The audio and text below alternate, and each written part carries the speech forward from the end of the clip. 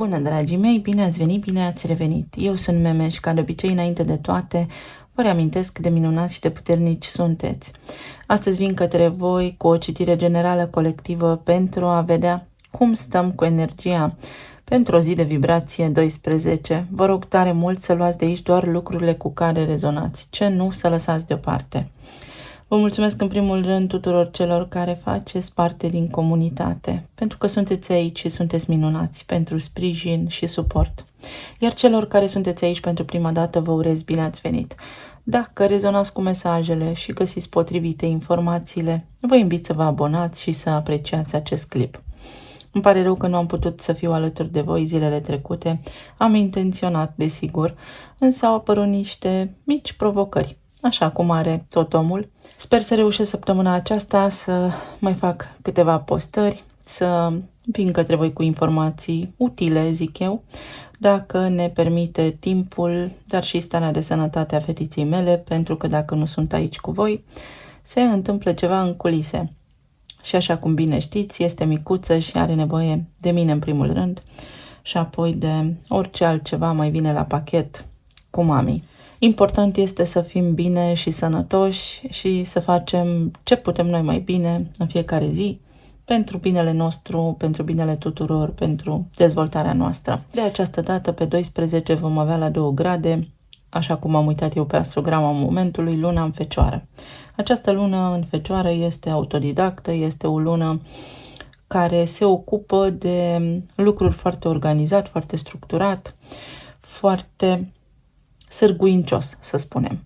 Cumva la nivel emoțional, la nivel de subconștient, vom tinde să urmăm niște tipare, niște lucruri pe care le avem noi foarte bine îngropate adânc acolo. Dacă apar situații care poate vă activează la nivel emoțional, vă fac să reacționați într-un fel anume, vă puteți întreba de ce, pentru că este acolo un substrat, în planul subtil, ceva care se poate repeta sau se tot repetă. În altă ordine de idei este vorba despre lucruri foarte administrative de care vă puteți ocupa în această perioadă, inclusiv de curățenie sau de voi, de corpul vostru, de sănătatea voastră. Mai apoi, avem niște lucruri foarte importante, avem nodul nord pe 12 grade în Berbec, care ne ajută să ne schimbăm perspectiva. Avem Marte în Taur, care este într-un aspect destul de tensionat cu Pluton din Vărsător. Resurse materiale, lucrurile tind să se așeze pentru unii dintre noi când ne eliberăm de atașamente. Poate trebuie să schimbăm ceva, locul, zona, casa unii dintre noi, mediul, oamenii din jurul nostru pentru a putea avea parte de progres. Și dacă nu uit, vă las în primul comentariu un clip, nu este al meu, este preluat, despre ce face mediul înconjurător cu noi și societatea de asemenea. Cât de important este să avem încredere în noi înșine și în propria noastră formă de a fi. Jupiter este deja la 4 grade Gemeni, aduce ceva mai multă stabilitate în această zonă. Poate fi vorba despre o decizie importantă pe care să o luăm, care poate începe acum și se poate extinde foarte bine și foarte repede. Trăim vremuri destul de ciudate, dar cu încredere înainte, pentru că putem reuși. Să fiți vigilenți, să fiți atenți, pot apărea fel și fel de zvonuri în mediul online care au sensul și scopul de a se răspândi viral într-o direcție anume, predefinit, programat. Există ferme de boți, adică există locații unde programatorii în IT, plătiți de cineva, creează identități în mediul online false, boți, roboți, le alocă identități realmente ca și când ar fi oameni, ca și noi, pentru a targeta, pentru a merge pe o anume poveste narrativă, pentru a răspândi niște zvonuri anume sau niște informații, dar care sunt controlate. Acei boți, acele persoane cu ghilimele de rigoare, ne targetează, ne țintesc în funcție de comportamentul nostru în mediul online. Ce like-uri dăm, ce vizionăm și așa mai departe. Este practic inteligență artificială cu identitate, cu chip și cu nume și prenume. Aceste lucruri se fac pe bani grei și se tot fac și nu sunt unul sau doi, ci pot fi mii, care, după cum spuneam, răspândesc viral cu un scop anume, țintit o informație. Pot inclusiv să reacționeze la mesajele voastre, la comentariile voastre, la voi înșivă. Noi trăim cumva foarte ciudat într-un fel de realitate paralelă. Dacă vă uitați doi, să spunem, la un clip viral, în același timp, unii dintre voi veți vedea un set de comentarii, ceilalți alt set de comentarii. Cumva se face un fel de selecție, algoritmii aceștia din mediul online fac asta, pentru că vă urmăresc comportamentul. Așa se face și că unii dintre voi găsiți pe feed-uri, orice feed, chiar și aici pe YouTube, anumite clipuri, în timp ce alți oameni, în funcție de zona lor de interes, găsesc alte lucruri. V-am spus despre boți pentru că simt eu așa că este momentul. Dacă așa mi-a venit inspirația, este un sens în toate. Hai să vedem ce ne spune ziua. Avem spânzuratul. Ieșim dintr-un blocaj astăzi cu nodul nord acolo în Berbec. Ni se arată o cale cu Marte în Taur în planul fizic, prin semne, prin lucruri, prin oameni de asemenea. Putem avansa, dar trebuie să ne schimbăm perspectiva. Pot fi răsturnări de situație, programări anulate, planuri răsturnate, pentru ca noi să ajungem de fapt acolo unde trebuie să ajungem, nu acolo unde vrem și nu ne este util sau benefic.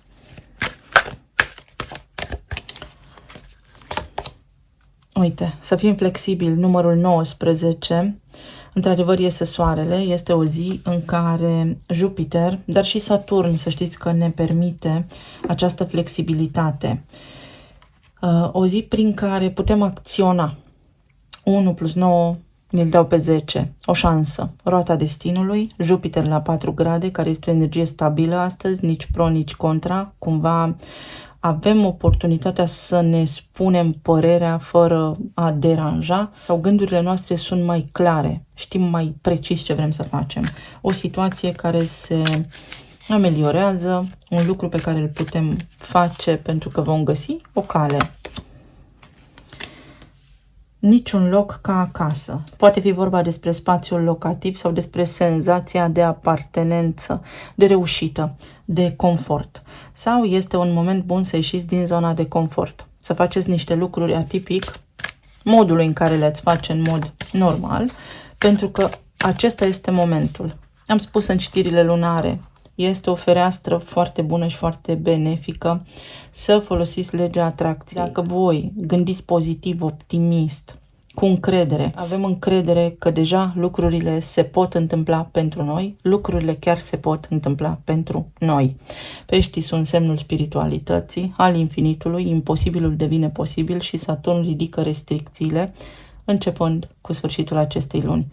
Curaj, înainte, schimbați-vă perspectiva, intrați într-o vibrație mai înaltă pentru că se poate. Uite, să cerem ajutorul și numărul 2. Luna din Fecioară, asta ne spune, că cineva s-ar putea să aibă nevoie de ajutorul nostru, pot fi energii feminine importante din viața noastră sau noi avem nevoie de ajutorul cuiva și putem să-l cerem cu încredere pentru că îl vom primi. Poate fi vorba despre vecini, despre prieteni foarte buni, despre cineva pe care tu îl consideri ca acasă pentru tine. Uite, așa cum am zis, se încheie o situație. Avem 19 și 19. Ceva care vine din generozitate, din blândețea sufletului tău, dintr-un fel de ajutor necondiționat. Cineva te ajută sau rezolvi niște chestiuni foarte importante, fără constrângeri, fără condiționări, fără blocaje. Superbă energia. Sper, pentru că am această energie aici, să reușesc să vă transmit și vouă aceste gânduri. Este foarte important pentru mine să am această rutină. Eu, în astrograma mea natală, nu am planete în semne de pământ și este foarte important pentru mine să fac aceste lucruri în fiecare zi. 9 de spade, regele de cupe, 6 de cupe, 4 de bâte, eremitul, cavalerul de cupe. La nivel general, poți relua ceva, o activitate, un drum, o intenție mai veche de-a ta, la care te-ai tot gândit, care poate a fost blocată anterior, pentru că ai șanse foarte mari să reușești, să materializezi ceva ce ți-ai propus. La nivel de relații, aici văd stres. Poate fi vorba despre copiii voștri care au un mic disconfort, cum este și cazul meu acum, iar voi vă simțiți într-o oarecare măsură singuri sau poate au vreo provocare. Este o provocare de natură mentală, este o problemă aici în comunicare, dar situația se remediază până la urmă, veți cânta de bucurie.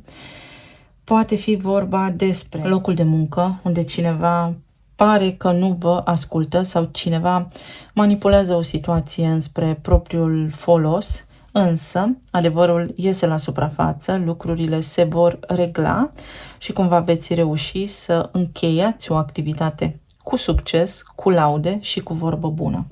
În zona relațiilor, acest 9 de spade vine cu o provocare a voastră sau a partenerului vostru de viață sau a cuiva drag vouă care are un stres major în această perioadă.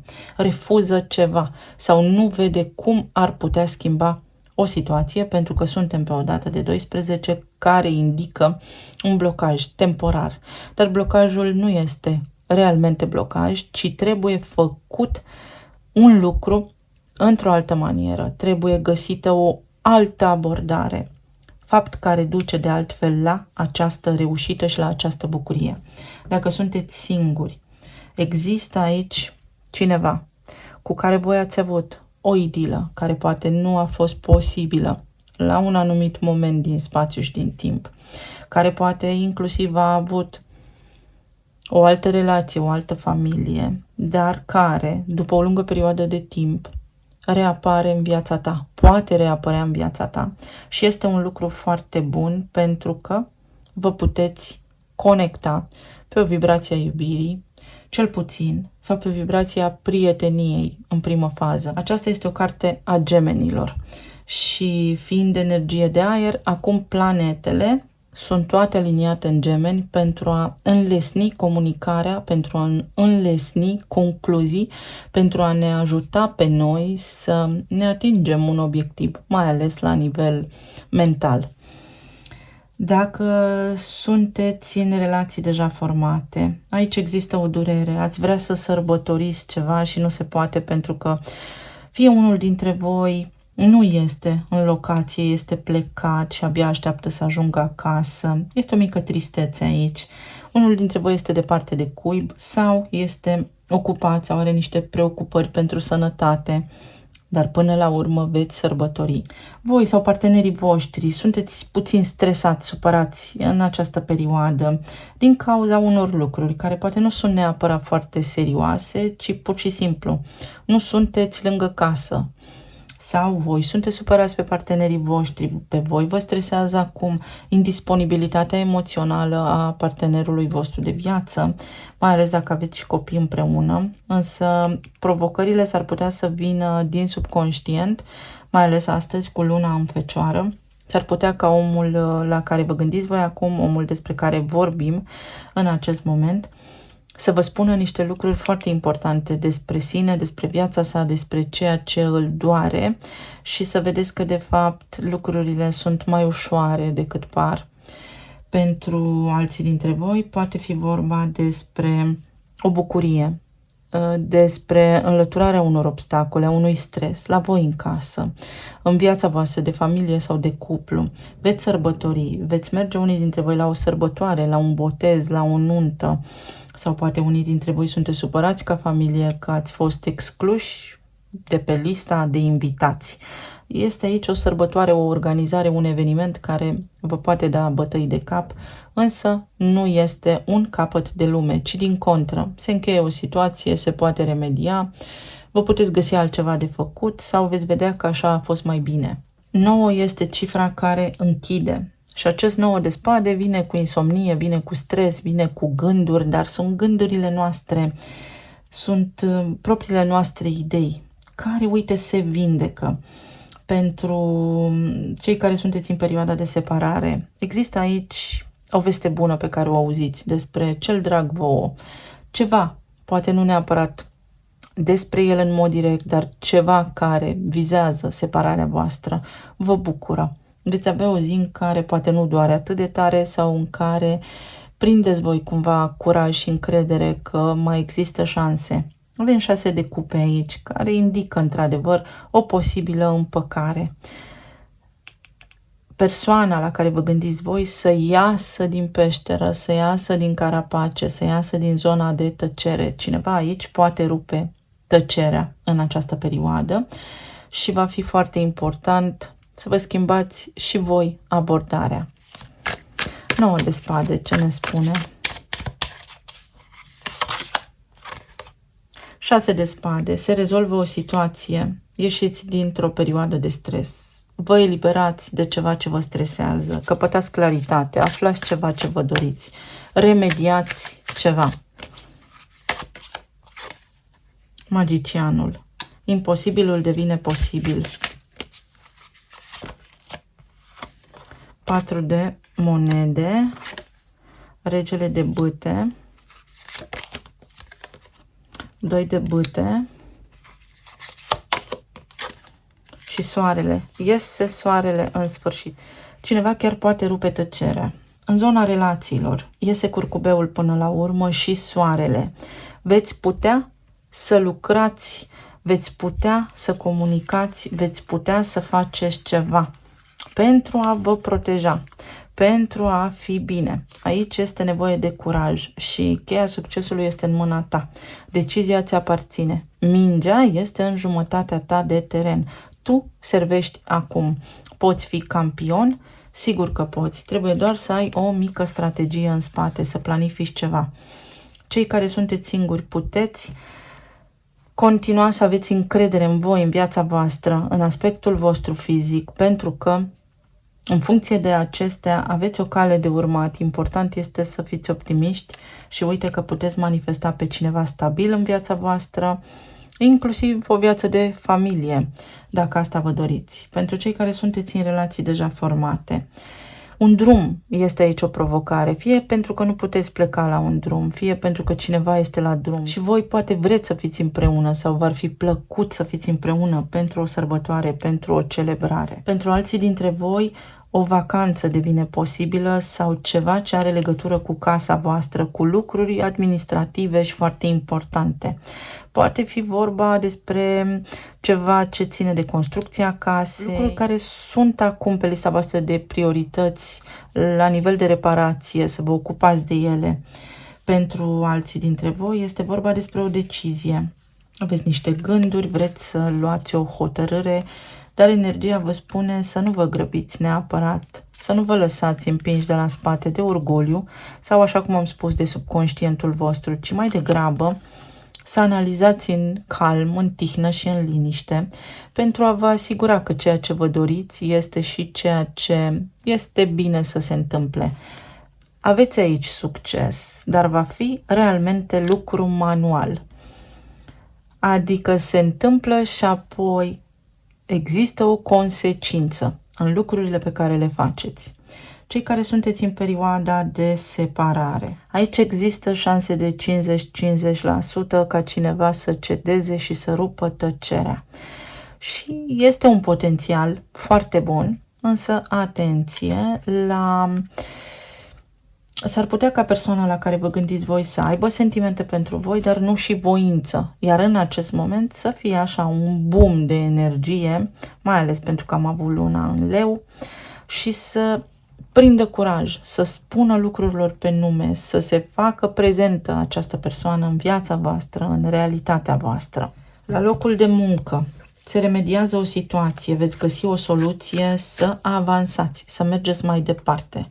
Niște bani care vi se cuvin se pot întoarce către voi sau aveți nevoie de ajutor în caz că vă simțiți blocați sub o formă sau alta. Pentru alții dintre voi este vorba despre un service. Aveți de dus ceva în service, ceva provocări poate cu o garanție, dar până la urmă veți rezolva și acest aspect.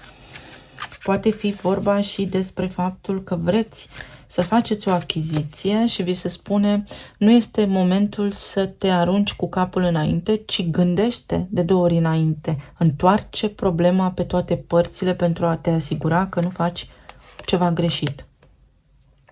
Marte și este în Taur și aici avem casa Fecioarei. Numărul 6 este numărul echilibrului, care aduce armonie. Armonie și la locul de muncă, armonie și la nivel de sănătate, armonie și la nivel de relații de iubire.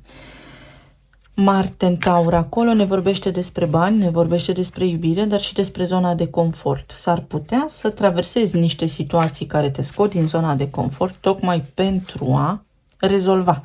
Pentru că altfel nu se poate, altfel cumva ești de neclintit. Și energia te provoacă să prinzi curaj, să faci ceea ce trebuie să faci. Desigur că alegerea ți aparține. Succesul este cumva aproape de tine. Poți reuși. La nivel de sănătate, unii dintre voi treceți peste o provocare medicală. Primiți niște vești bune. Poate fi vorba despre gastrite, despre chestiuni care au legătură cu stomacul, cu arderile, cu tranzitul, care se poate regla, se pot remedia. Aici avem Capricornul, regele de monede. O situație care are legătură cu o autoritate pe care o puteți rezolva sau cu voi. Aveți puterea și maturitatea să luați o hotărâre importantă pentru voi astăzi sau cineva se maturizează și ia o hotărâre importantă care vă vizează pe voi în mod direct astăzi și tot răul înspre bine. Tot răul de la 9 de spade înspre bine, înspre 6 de cupe, 4 de bâte, lucrurile tind să fie de bun augur, să sărbătoriți, să fiți mulțumiți de deznodământ și 6 de spade, să funcționeze lucrurile chiar și așa. Avem farul aici, un număr 7. Exact cum am spus, veți fi ghidați. Fiecare om are limbajul propriu prin care comunică cu sinele său superior. Unii dintre voi primiți un avertisment sau dacă ați trecut prin vreo situație mai critică, nu vă demoralizați, nici nu vă stresați foarte tare, ci așteptați pentru că nu este încă cazul să intrați în această stare de anxietate. Energia vă spune aici să vă faceți un plan de acțiune. Exact asta spune și 2 de bâte. Că poți acționa, dar în conformitate cu un plan, să nu acționezi așa impulsiv, să spunem. Și aici avem din nou casa, din nou numărul 4 și din nou regele de cupe. Cineva te iubește sau este acest sentiment de apartenență, ceva la tine în casă, vrei să rezolvi neapărat și se poate rezolva. Sau trebuie să stai un pic acasă și acest lucru nu-ți convine. Poate fi vorba și despre chestiuni legate de familie care se pot remedia.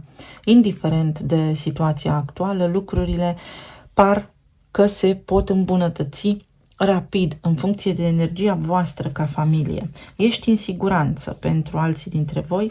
Este vorba despre o achiziție sau despre o discuție care se îmbunătățește, un conflict care se repară. Și aici avem galaxia și numărul 20, judecata. Poți cere ajutorul.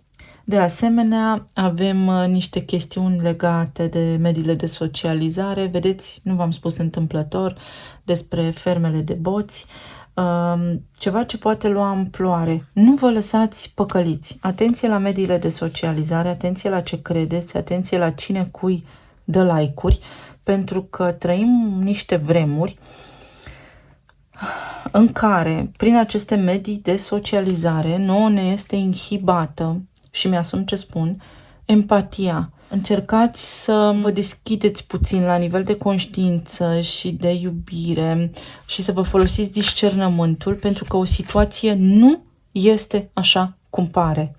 Nu este așa cum ați crede la prima vedere. Fie că vreți să cumpărați ceva și scrie acolo promoție, nu este chiar promoție. Cercetați bine.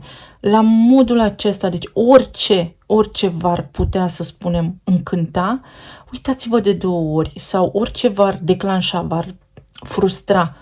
Nu este chiar așa. Luna din Fecioară mai poate veni și cu critică, dar este o frustrare personală. Așa cum mai am eu din când în când pe aici niște comentarii, nu prea multe, e foarte adevărat, sunt o norocoasă și sunt recunoscătoare pentru asta, dar mai vine câte un om supărat pe viață și își varsă amarul aici.